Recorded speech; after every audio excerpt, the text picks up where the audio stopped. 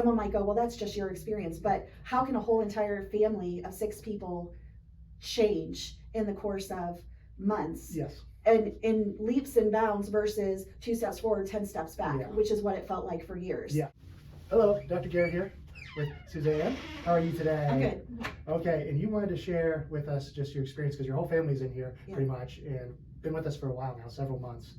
And you just have a really interesting story. You typed something up on the internet. I read it. I was like, wow, that is just great. I'm like, I knew we were making an impact and helping her based off your guys' feedback and what Jay and the kids were saying. But when you see somebody write it out like that, it's just very, it sharpens my saw. It really gets me inspired for the work that we're doing when I hear from your own words. So I'm really excited that you are able to come in and just tell us about that. Because I remember when you and Jay walked in here, that first visit, it was in the afternoon, and Jay wasn't feeling very good. He had a problem. Yeah. And when we sat down, I was like, oh boy, here we go. We can dive in a little bit even deeper. So would you mind just starting Sure. with that right Sure. from the beginning of our relationship? Yeah. So we're a family of 6, Mhm. and so ranging from my husband and I, and then our 4 kids, ages 24 down to 11. And so we came in to see Dr. G because my husband had injured his shoulder, and he's in construction, and it had been going on for a couple months, and so he was sucking it up until he couldn't handle the pain anymore.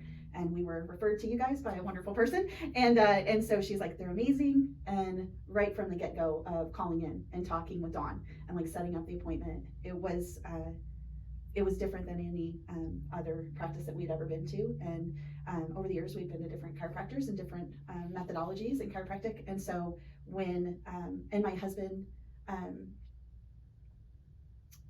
is cautious about, just from past experiences, is just more on the cautious side of, he knew he was in pain, he needed resolution. He wanted specifically manual manipulation. Mhm. And so you fit the bill for that.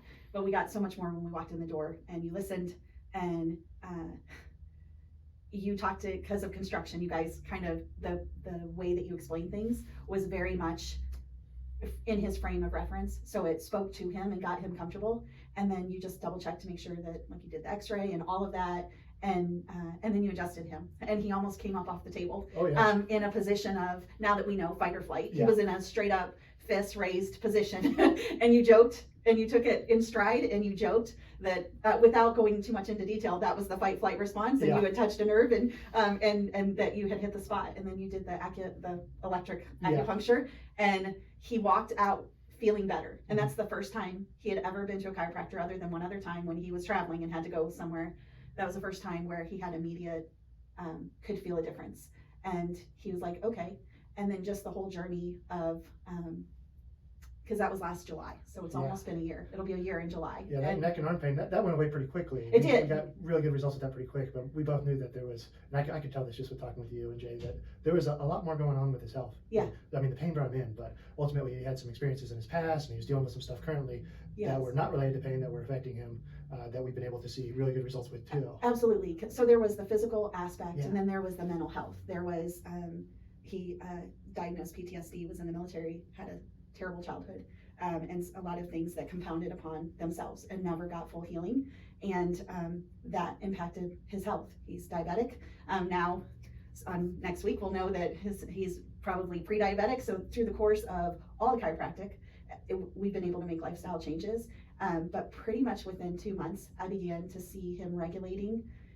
So we talk a lot about regulation because we have a child with autism diagnosis when he was 2, and so we understand about that aspect with our kiddos. But we never applied all of that knowledge to ourselves as adults. And we've learned that here. We've learned about the fight flight, we've learned about the vagus nerve, we've learned about all of these things that we had a little bit of information, but we never understood how to apply it holistically. And we've learned that here. So not only have we been adjusted, but our mindset's been adjusted with knowledge. And there is a scripture, and it says that you get knowledge, and then when you get knowledge, you get understanding. And it's like we had the knowledge part, but we didn't have the understanding. And by coming here, we have the understanding now. We're like, oh, that's how adjustments affect your brain, gut, response, regulation. That's how everything's supposed to work. And we were never working the way we were supposed to. And so for Jay, and not just for Jay, but for me, because I have 3 autoimmune issues that I'd like to get in remission. And then with our kiddos who are, in their 20s, as well as our 11-year-old, we've seen so many changes. We've seen it with each, like I can sit and chart and say, this has changed. And because of the adjustments and because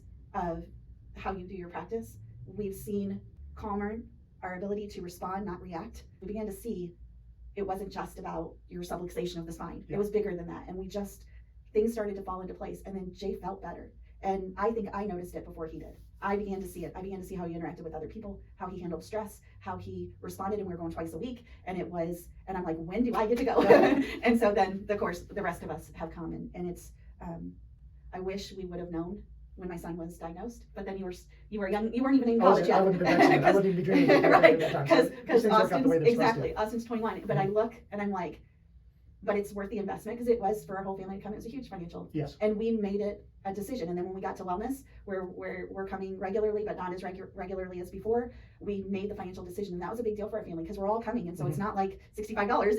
It's a big investment. Yeah. But when we weighed it, we had a family meeting and we talked about it, and we went around the room. Do you feel that this is helping you? And every person, down to our 11-year-old, said yes. And then we asked them to explain the impact it had on them, because we wanted to know. Yeah. And I needed Jay to hear it, because at the end of the day, we have to make that financial decision. It was huge. It was a big deal. But it's been, for us personally, this is not a paid sponsorship. This is just our testimony.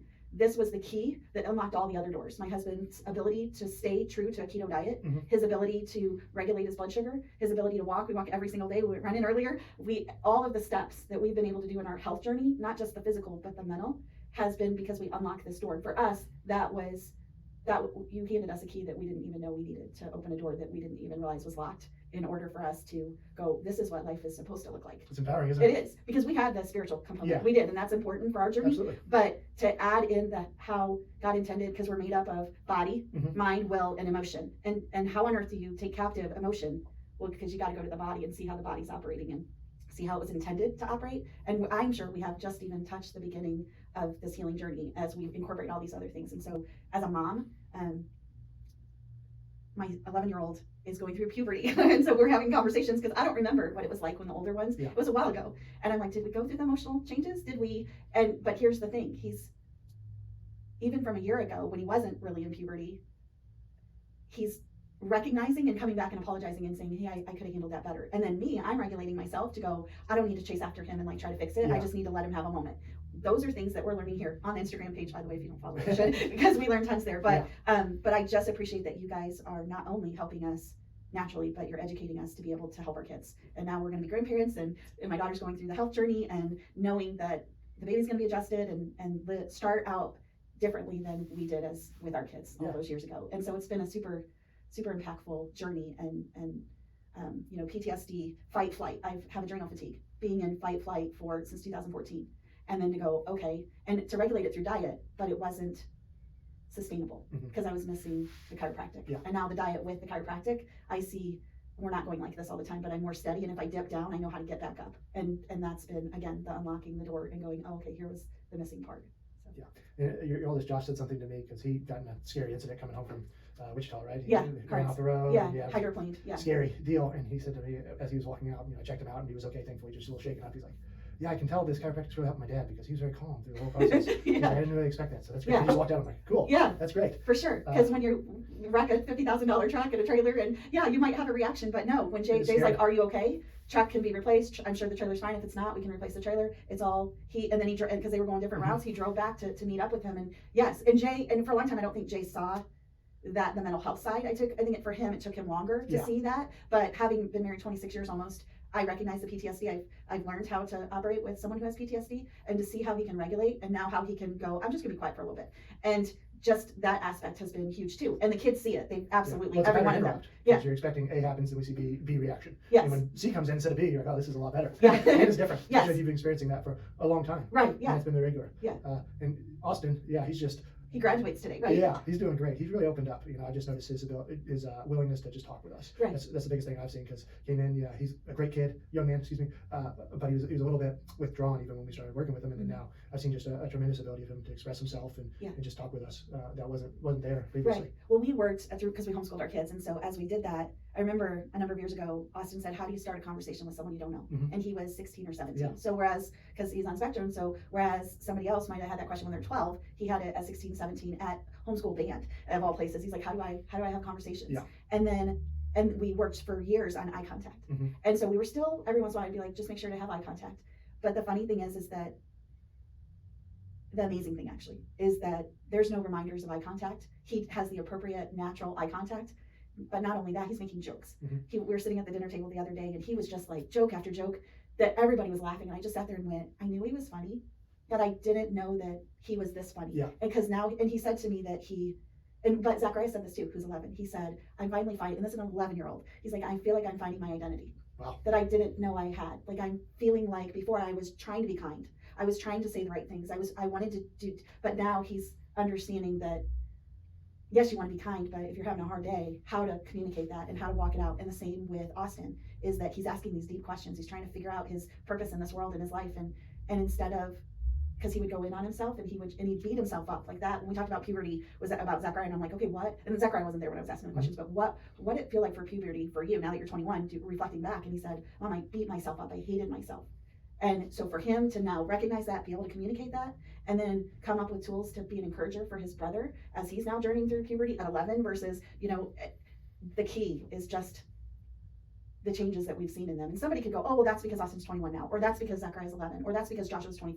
You could say that. But if you lived in our household and you knew, you have to go back and go, where did it begin to change? And it began to change last July. Yeah. Because as Jay got healthy and Joshua got healthy, then the rest of the family got healthy. And then as I got healthy, because I started in, I think, October, as I began to get healthy, and then Tabitha and Austin and Zachariah, and we've seen holistically our whole entire family. Well, things just happen what they're supposed to happen. Right. When you're healthy, okay, yeah, that's supposed to happen. You're supposed to grow out of things that you used to have problems with. Yeah. Your body's not supposed to have adverse reactions to situations that it used to have. So it's one of those things where it's like, okay, did they just grow out of it? Well, in the past, we hadn't really grown out of this stuff. Yes. We've been hanging out for a while. Right. So on paper, that's hard to prove or do a study. Yeah. But when you look at the life effect and how things have changed in the trajectory right. compared to the path we were on to where we are now, that's when it really makes the impact. And at the end of the day, people can feel the difference. Yeah. And it's kind of like anecdotal evidence. We are the anecdotal, even though on paper, someone might go, well, that's just your experience. But how can a whole entire family of 6 people change in the course of months? Yes. And in leaps and bounds versus 2 steps forward, 10 steps back, yeah. which is what it felt like for years. Yeah. And now it's like 2 steps forward, yeah, we might take a step back, but then we just sit there and pause and go, okay, and now we can kind of, I guess, regulate and go, oh, how'd we get here? Like you talked in at that women's group, yeah. and you talked about the breathing. Mm-hmm. So we've all incorporated the breathing that you were teaching about that. And then also changing location, yeah. like going, if you're getting triggered, to turn and change your location. All the things that, like, when you say, and even when I hear them here, like somebody's talking and they're like, oh, I do this, I go and I'm like, I research it, and I'm like, we need to start to incorporate that in our health journey. But I want to say this, Austin said, who, because of texture and part of the journey of, had an aversion to vegetables. Mm-hmm.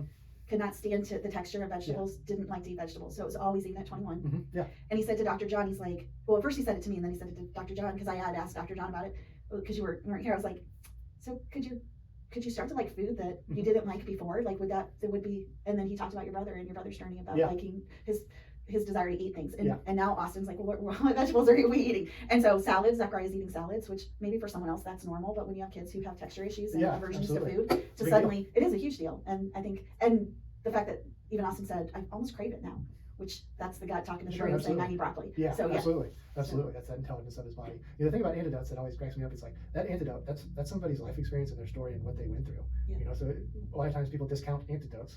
And if you look at it from the scientific community, they'll discount it. But in reality, in the real world, that's an experience. That is a real thing that happened to that person. So while everybody's a little bit different, you can't discount somebody's life experience just because it's hard to quantify it with one and one.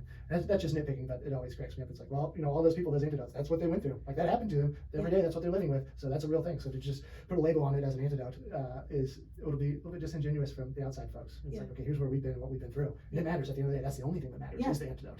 Well, and for sure. And going back to Austin, like as we watched him regress, and then you're putting all the pieces together, and people are saying, well, that's not true. Like, that's not truth about, and I'm not going to get into the discussion of that specific thing, but you have people saying, well, that's not the cause, or that's not the, but when you look at the whole journey of it, and you see, that's your experience. You lived it, you saw your child completely like your other children, and then what seems like a day, and then to find out for us, we had a trauma, and that trauma seemed to turn the switch faster than probably it was going to before. Absolutely. Maybe have been a slower transition or coming back, but that trauma caused that switch, whatever the root cause was, MTHFR or whatever it was, to come into the understanding of that. And so when you're heard, and I think that was the biggest thing was, I think Jay tested you the day we met you.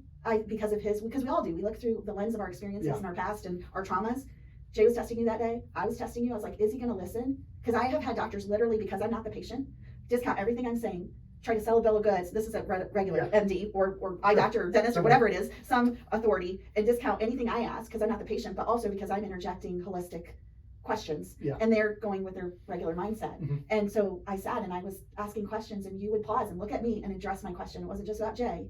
It was that what I was saying was valid. Mhm. And we have found that every single day. When we come in and you say, how are you? When Dr. John says, how are you? When Dawn and Harley and Kayla say, how are you? It's not just because you're asking how we are, like, hey, how are you? Oh, I'm fine. That's, Yeah, we know we're I don't being, want you to hear say good. Yeah. Because then I got to ask it again. right, exactly. And so we told the kids, hey, he wants to know what is going on. Yeah. Does your back hurt? Are you having headaches? What is the thing Stressed that's out, going yeah. on? And then both of you are gonna assess us, and then you're gonna give us a response that our body needs in that moment. Like the other day, it was like, I didn't even tell you that we had started running or that my lower back was hurting. And that's the moment you did the adjustment, you zoned in on that. And I was like, that is like intuitively knowing, as you did what you do, Yeah. to know that, oh, and then you like, because we're running now, the thighs and and you adjusted all of that. And that was such a blessing, because I walked away going, that's what I want. I didn't even say anything, because I was like, well, maybe it's just because I started running. So I said, oh, but you intuitively knew. And because of your knowledge, you went, and I walked away, and I was like, I asked everybody in the crowds, we all got adjusted that day. Do you feel better? Oh, I feel great. And then we had this huge conversation on how we always feel better. And it's not a Band-Aid. We feel like we have a shift, and now we're one step up from where we were before.